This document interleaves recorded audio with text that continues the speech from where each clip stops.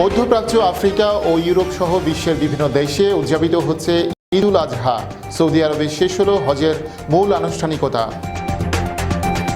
New ইয়র্কে করোনাকে উপেক্ষা করে চাঁদ রাত উদযাপন, মেহেদি দেয়া, কেনাকাটা আর নাচে গানে মেতে উঠল বাঙালিরা। তরুণরা স্বাস্থ্যবিধি না মানায় বিশ্বে করোনা সংক্রমণ বাড়ছে, জানিয়েছে বিশ্ব স্বাস্থ্য সংস্থা।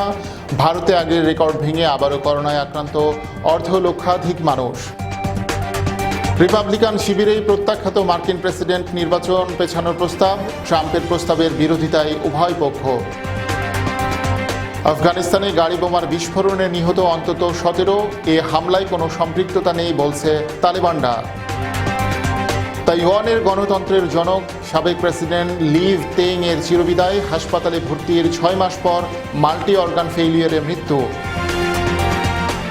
আয়ারল্যান্ডকে 6 উইকেটে হারিয়ে ওয়ানডে সুপার লিগে শুভ সূচনা ইংল্যান্ডের। এই ম্যাচ দিয়ে শুরু হলো বিশ্ব ক্রিকেটের 13 দলের লিগ। এবং করোনামুক্ত হলেন সাবেক বার্সেলোনা তারকা জাভি, কাজ শুরু করেছেন কাতারের ক্লাব আল সাদের সাথে।